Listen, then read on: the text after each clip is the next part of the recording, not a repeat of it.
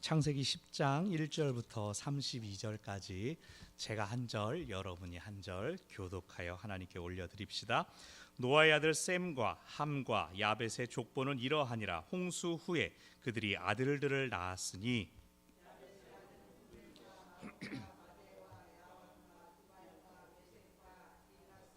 고멜의 아들은 아스그나스와 리밧과 도갈마요.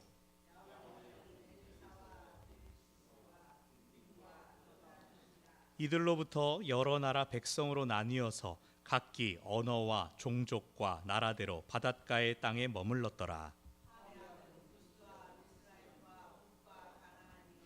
구스의 아들은 스바와 하윌라와 삽다와 라마와 삽드가요. 라마의 아들은 스바와 드단이며 그가 여호와 앞에서 용감한 사냥꾼이 되었으므로 속담에 이르기를 아문은 여호와 앞에 니므롯같이 용감한 사냥꾼이로다 하더라.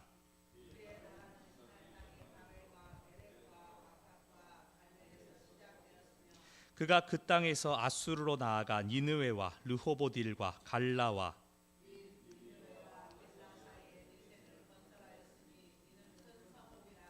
미스라임을 루딤과 아남임과 르하빔과 납두힘과 가술레임에게서 가나안은 장자 시돈과 헷을 낳고 히위 족속과 알가 족속과 신 족속과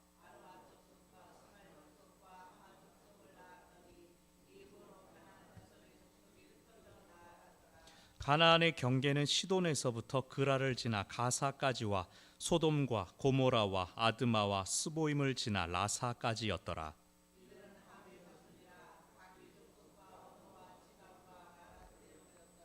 셈은 에벨 온 자손의 조상이요 야벳의 형이라. 그에게도 자녀가 출생하였으니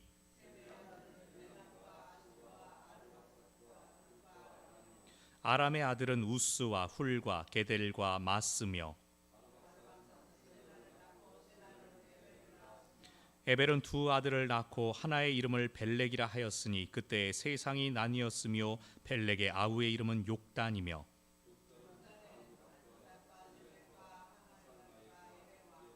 하도람과 우살과 디글라와 오빌과 하윌라와 요밥을 낳았으니 이들은 다 욕단의 아들이며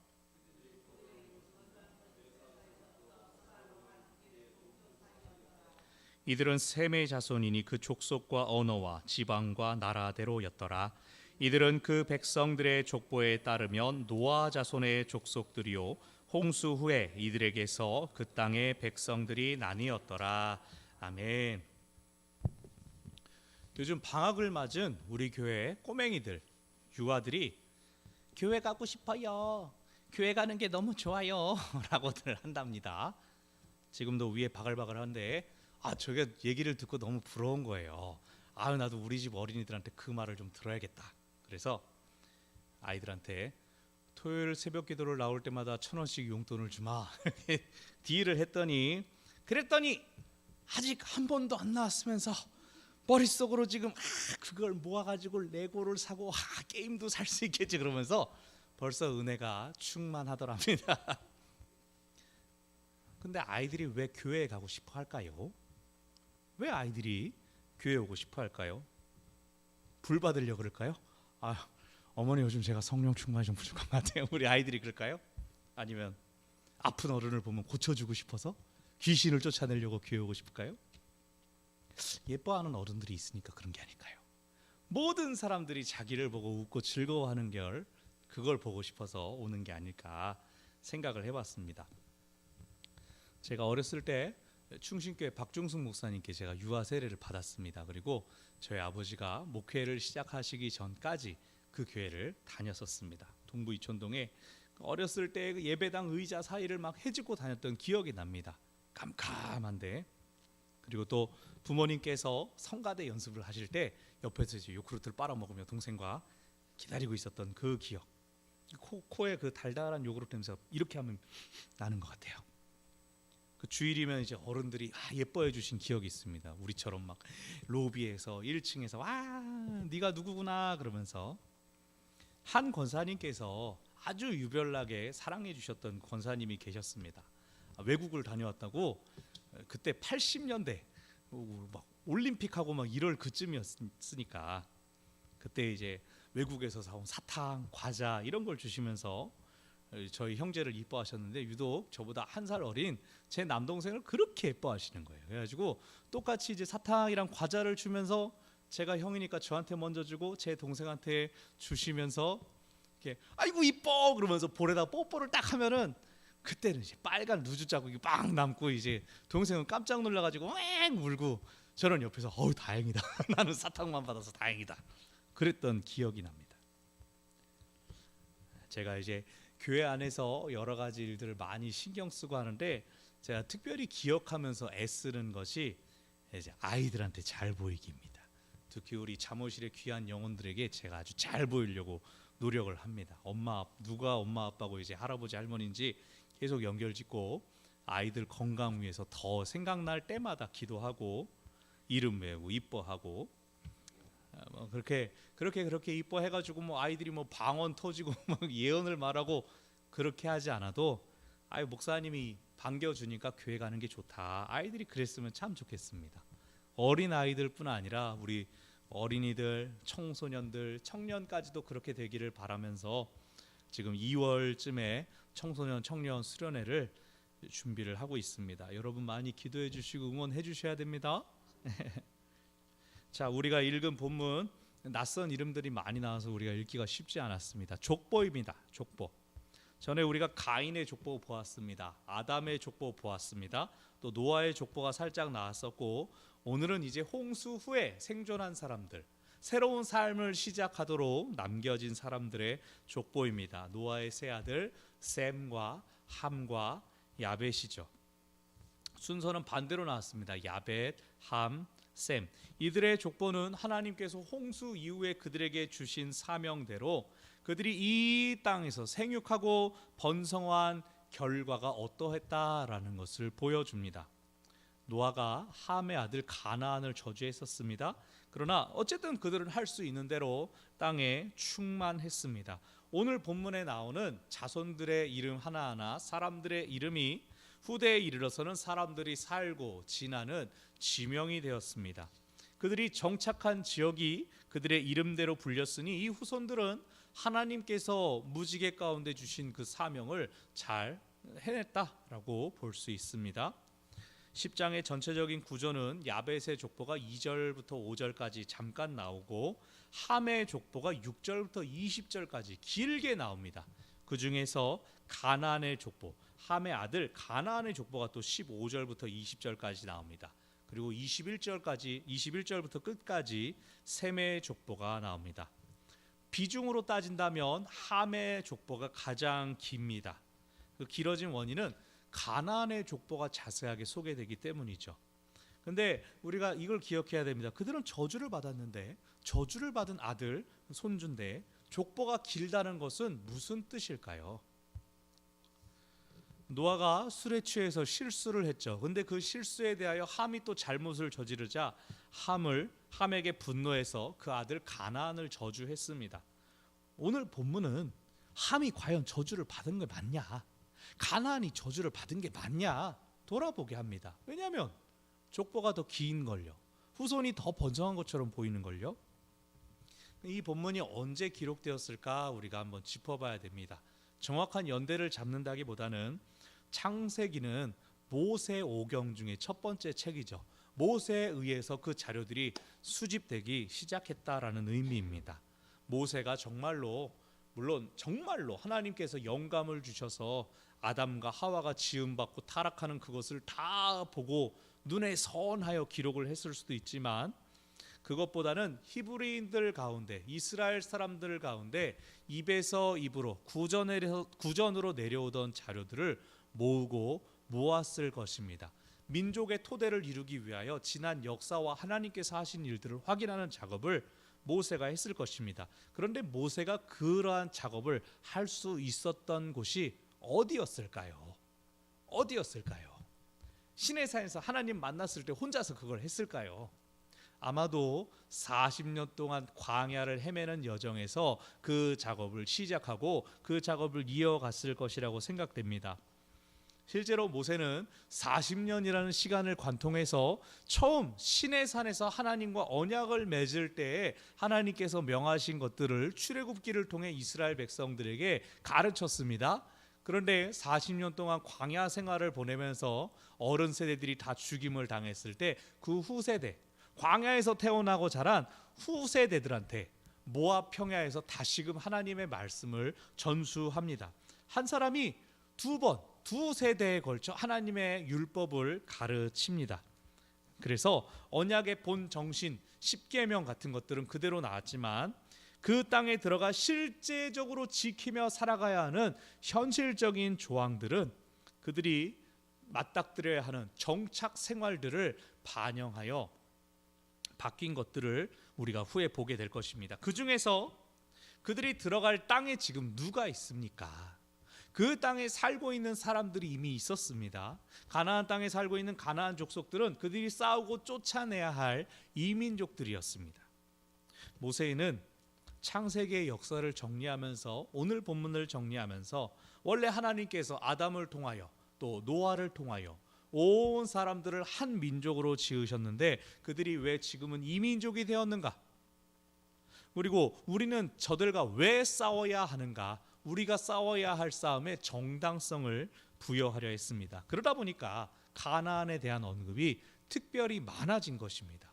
장차 마주대하게 될 그들에 대한 언급이 가장 길어지게 된 것이죠. 그들은 이 우리가 계속 읽어온 본문의 흐름에 의하면 9장에서 노아에 의해서 저주를 받은 사람들입니다. 그리고 이스라엘은 장차 싸울 싸움에서 그들이 하나님의 명령을 지키지 않아서 쫓겨나야 하는 벌을 받아야 하는 민족입니다. 오늘 본문이 그것을 성취해주는 고리 역할을 해주는 것입니다. 원래는 약속의 땅에 들어오는 이스라엘에 의해서 완전히 그들이 저주를 받고 쫓겨나고 종이 되었어야 되는데 완전히 쫓겨나지 않고 일부만이 성취됩니다. 일부는 그 땅에 남습니다. 우리가 사사기를 강해할 때 이것을 더 살펴보게 될 것입니다. 그래서 이 창세기 10장에 이 족보가 기록될 시점이 언제쯤인가를 생각한다면 그래서 가나안이 이렇게 길구나, 함에 대한 언급이 그래서 길구나라고 생각할 수가 있습니다.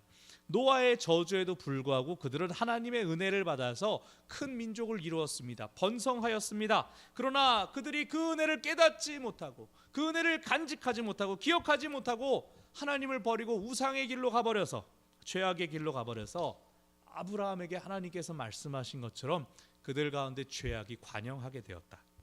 그래서 이 본문을 처음 읽었을 이스라엘 사람들에게는 우리의 싸움이 정당한 것이었구나, 노아 홍수 때로부터 우리의 싸움이 정당한 것이었다라는 그러한 귀결로 이어집니다. 본문을 살펴보겠습니다. 10장에 등장하는 모든 자손들의 이름을 세어보면 70족속이 됩니다. 그것은 자손들의 수를 70이라는 완전수에 맞춘 것입니다. 70은 꽉 차 있는 숫자, 7이 완전수라고 하는데 10도 완전수입니다. 근데 그 두 개가 합쳐졌으니 충만한 아주 많은 숫자를 의미하는 겁니다. 그만큼 많은 자손들이 태어났다라는 뜻이죠. 성경 안에 70으로 맞춰진 숫자들이 많이 나옵니다. 야곱과 함께 애굽으로, 요셉이 있는 애굽으로 내려간 가족의 식구가 70명이었습니다. 사사 기드온이 복을 받은 증거로 아내와 첩들로부터 낳은 아들의 수가 70명이었습니다. 이건 좀 무서운데요. 누가복음에서 예수님은 70 제자를 파송하여 보냅니다. 여기서도 그러한 70명의 자손의 이름들이 소개되며 먼저 야벳이 소개됩니다. 이 야벳의 아들들의 이름을 보면 2절에 나오는 마곡은 에스겔서에도 곡과 마곡해서 등장합니다. 그리고 다니엘서에서 중요한 역할을 하는 메대로 추정되는 마대가 나오고 있습니다. 그리고 4절을 보면 지중해에 키프로스 섬을 뜻하는 기띔, 이러한 이름들이 나타납니다. 그러나 그것이 정확히 몇백 년, 몇천 년을 후에 나타나는 그것들과 연결이 되는지는 확실하지 않습니다. 그냥 야벳의 족보에서 제일 중요한 것은 5절에 나오는 바닷가의 땅이라는 표현입니다. 야벳 족속은 유럽 지역으로 흩어져서 그렇게 흩어진 바람에, 멀어진 바람에 이스라엘 족속의 조상이 되는 셈 족속과 크게 엮이질 않았습니다. 그러니까 빨리 소개하고 빨리 알아서 잘 살았다라고 끝낸 겁니다. 함의 후손들과는 반대죠. 함의 후손들은 가나안 땅에 들어와 이스라엘과 계속 충돌했으니까요. 5절에서 각기 언어와 종족과 나라대로라고 하는 이 표현은 족보마다 마무리를 짓는 표현이면서 이 족보가 11장에서 나타나는 바벨탑 사건과 연결되는 것임을 알려줍니다. 한 근원에서 태어났는데 노아로부터 시작되었는데 그들이 언제 구별되었는가? 그것이 11장에서 확인되는 것이죠. 자, 함의 아들 6절에서 구스는 지금의 에티오피아입니다. 구약 성경 안에도 구스가 많이 등장했습니다. 미스라임은 어딘지 아세요? 우리가 굉장히 잘 아는 나라입니다. 이스라엘 곁에 있는 나라, 이스라엘 고생시켰던 나라 이집트입니다. 미스라임은 이집트이고 붓은 리비아입니다. 그의 후손들이 주로 함의 자손들이 아프리카 지역으로 퍼져나갔다라는 걸 보여줍니다. 그리고 8절부터 12절을 보면 특이한 어떤 사람이 등장합니다. 여기서 족보에서는 니므롯은 지역이 아니라 사람 이름으로만 나타나는데 이 니므롯을 어떻게 평가하고 있는지 보십시오. 8절 후에 보니까 세상의 첫 용사라, 세상에서 첫 번째로 나타난 용사다, 혹은 제일 가는 용사다. 그리고 9절 보니까 여호와 앞에서 용감한 사냥꾼이 되었다라는 평가가 붙었습니다. 굉장히 칭찬하는 것입니다. 강한 사람이었다, 능한 사람이었다, 잘 싸우는 사람이었다. 근데 이 사람의 나라가 어디에서 시작됐습니까? 10절을 보면 시날 땅의 바벨에서 그의 나라를 시작했다라고 합니다. 이 사람의 훌륭하고 탁월한 능력이 어디로 갔다고요? 무엇을 위해 쓰였다고요? 바벨탑 사건입니다. 그 바벨로 흘러갔다라고 하는 것입니다. 지금 니므롯이라는 인물에 대한 설명은 11절에 복선이 되는 것입니다. 누가 그 바벨 사건을 주도했는가? 누가 사람들을 처음 하나로 뭉쳤었는가? 바벨이라는 그 성의 이름, 그 도시의 이름은 고대 바빌로니아 제국의 근원이 되기도 합니다. 그래서 어떤 고고학자들은 이 성경에 등장하는 니므롯이 고대 수메르 제국의 초대 왕이고 가장 강력했던 신화에 등장하는 인물 길가메시였다라고 보는 견해도 있습니다. 들어보신 적이 있죠? 길가메시 서사기라고 하는 가장 오래된 토판도 등장하고 11절에서 니므롯은 아수르로 나아갑니다. 그리고 수도인 니느웨를 건설합니다. 초대 문명의 발상지 중 하나인 메소포타미아로부터 바벨부터 가장 강력했던 또 북부지방 아수르까지 그가 진출했다는 것은 그가 정말로 인류 중에 큰 족적을 남겼다는 것을 보여줍니다. 한편 그가 세운 나라로 언급되는 바벨 그리고 아수르는 후에 이스라엘을 멸망시킨 아주 철천지 원수 나라들이기도 합니다. 함의 자손 중에서 탁월하고 걸출한 세상의 영웅이 일어났지만 이스라엘의 입장에서는 원망스럽다라는 겁니다. 14절을 보면 가슬루힘이 나오는데 괄호 안을 보면 가슬루힘에게서 블레셋이 나왔다라고 합니다. 이 어떤 문장이 성경 안에 어떤 문장이 괄호 안에 들어갔다는 것은 어떤 번역에는 있고 어떤 번역에는 없다라는 뜻입니다. 블레셋은 지중해를 건너와서 지금의 팔레스타인이라고 부르는 그 이름이 바로 블레셋 사람의 땅들이라는 뜻입니다. 해변 지역에 정착해서 이스라엘을 틈만 나면 못 살게 굴었던 사람들입니다. 아마 블레셋 사람들은 크레타 섬에서 그리스 밑에 있는 문명이 잘 발달했던 크레타 섬으로부터 크레테 문명을 가지고 일어난 사람들로 봅니다. 근데 구약 성경의 아모스서나 예레미야서를 보면 저기 나오는 가슬루임 다음에 있는 갑돌임에게서 블레셋이 나왔다. 갑돌 혹은 갑돌임으로부터 블레셋이 나왔다라고 합니다. 그렇기 때문에 여기서는 가슬루임에게 블레셋 아닌데 라고 해서 가로 안에 넣었을 수도 있습니다. 아니면 가슬루임과 갑돌림이 너무나 밀접한 관계여서 블레셋이 여기서 나왔든 저기가 나왔든 도찐 개찐 이럴 수도 있죠. 중요한 것은 블레셋이 해양 민족이었음에도 불구하고 바닷가에 거주하였다라고 한 야벳의 후손이 아니라 함의 자손으로 묶여 있다는 것입니다. 그리고 이스라엘을 가장 힘들게 했던 가나안 족속이 등장하는데요. 가나안의 12족속 혹은 7족속의 이름이 구약 곳곳에 등장하는데 여기서는 브리스 족속을 뺀 11족속만이 나열되고 있습니다. 19절에서 가나안의 경계가 나옵니다. 가나안의 영토 지역이 나오는데 이 경계를 보면 그들이 아브라함 이전에 이미 팔레스타인에 충만했었다는 것을 보여줍니다. 그냥 가나안 땅이라고 부른 이유는 정말로 가나안 족속이 그 안에 가득 차서 살았기 때문이었습니다. 여기 보시면 19절에 소돔과 고모라, 아드마와 스보임이 나옵니다. 이들은 창세기 19장에서 불로 심판받는 곳입니다.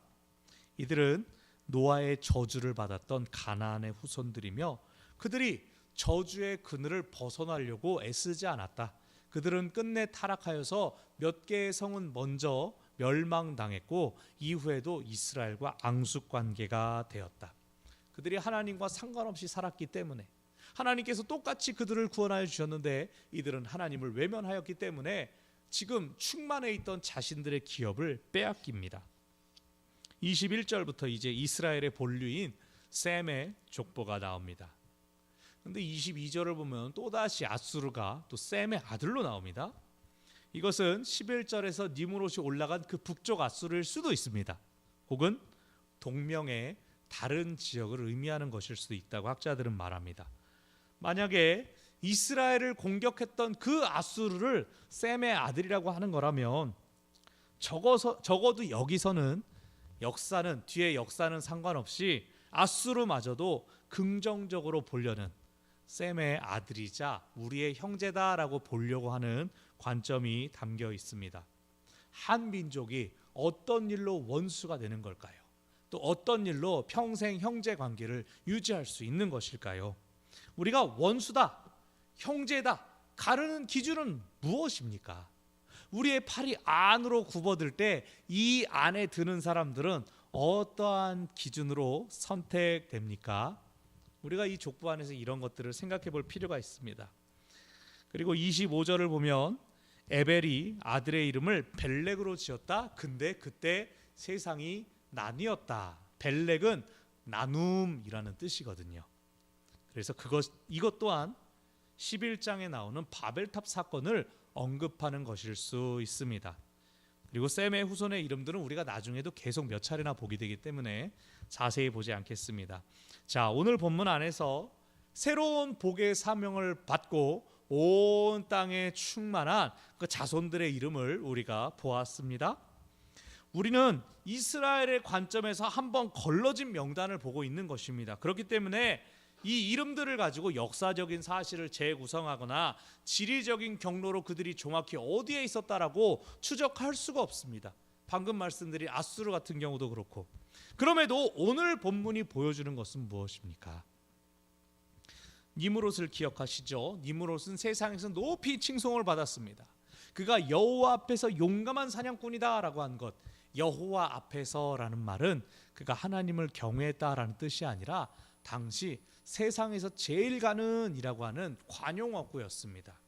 그렇게 사람들 앞에서 칭찬받고 높임받고 많은 도시국가를 건설하고 안주하지 않고 또 지역을 넘어서 새로운 도시들을 세우고 도전해 나갔습니다. 그토록 훌륭했는데 성경이 보여주는 그의 결말, 그가 세운 나라의 결말은 어떠했습니까? 그가 세운 나라들은 인간적인 기준으로 강력한 제국이었습니다. 주변 국가들의 힘을 끼쳤습니다. 그러나 하나님 앞에서 결점이 많고 문제가 많았습니다. 하나님의 백성들을 침략하고 괴롭히고 잔인하게 통치했습니다. 니므롯이 여호와 앞에 용사라고 그렇게 불렸을지언정 그가 실제로 하나님 앞에 살지는 않았다는 것입니다. 그가 세운 나라들은 힘의 논리를 전하는데, 이 세상을 힘의 질서로 재편하는데 가장 앞장섰던 나라들이었습니다. 이 니므롯의 이야기를 우리가 어떻게 적용할 수 있을까요? 세상에서의 인정, 높임, 칭찬받는 것을 경계해야 됩니다. 세상에서 자랑할 수 있는 것, 그것이 우리의 목적이어서는 안 된다는 것입니다. 세상에서 인정받지 못해도, 높임받지 못하고 아무도 나를 알아주지 않는다 하더라도 우리가 하나님 앞에 칭찬받기를 힘써야 합니다. 하나님께서 인정하시지 않고 하나님께서 높이시지 않는다면 무엇을 위한 영광이고 무엇을 위한 자랑입니까? 우리를 보는 사람들이 우리를 통하여 예수님을 봐야 됩니다. 우리를 보는 사람들이 우리를 통하여 하나님을 경험할 수 있어야 됩니다. 우리가 하나님만 자랑하고 하나님만 드러내야 할 것입니다. 자, 두 번째로 우리가 가나안의 자손들을 살펴보았습니다. 내 편과 원수를 가르는 기준이 대체 어딨냐는 겁니다. 이들 한민족이었습니다. 같은 조상에게서 났습니다. 노아가 저주했으니까 함과 가나안이 저주받은 것입니까? 그들이 남들을 괴롭히는 길로 갔습니까? 과거에 일어난 어떤 사건이 오늘 그들을 규정하는 것이 아닙니다. 그들이 계속해서 걸어온 궤적이 그들을 만드는 것입니다. 가나안은 자신들이 지은 죄악이 충만해서 하나님께 심판을 받았습니다. 이 가나안의 이야기를 앞에 니므롯과 연결짓는다면 내가 과거에 잘하고 내가 과거에 영광을 누린 것이 잘 나갔던 것이 지금의 나를 보장하지는 않는다는 말입니다. 꾸준함과 성실함으로 하나님께서 보내시고 세우시는 자리를 성실하게 지키는 것이 필요합니다. 드러나지 않아도 은밀한 가운데 살피시는 하나님을 늘 기억하는 것이 우리 가운데 필요합니다. 아무도 보지 않아도 아무도 알아주지 않아도 하나님의 임재만을 구하며 그것으로 만족하며 살아가는 것, 그것이 하나님께 칭찬받는 비결입니다. 그것이 하나님께서 기뻐하시는 사람의 삶의 모습입니다. 저는 예전에 섬겼던 교회 중에 100년도 넘은 교회가 있었습니다. 우리나라에서 처음으로 주일학교가 시작되었던 그런 교회도 있었습니다. 그리고 저는 전임 사역을 다 20년 좀 넘은 30년, 30년 가까이 되어가는 그런 교회들을 섬겼기 때문에 우리 교회 이제 40년 됐습니다, 40년 넘었습니다 그러면은 사람들이 이제 깜짝 놀라는 거예요. 저는 이제 40살 이러고 동생 교회 이러고 있는데, 근데 40년 넘었다고 해서 우리 교회가 뭐 오래된 교회입니까? 수명을 다한 교회입니까? 그렇지 않죠. 여전히 우리 교회 앞으로 나아가야 됩니다. 그리고 시대가 변화하고 있는 그 시대에 알맞게 쓰임 받아야 됩니다. 그 도전이 우리 교회 앞에 있습니다.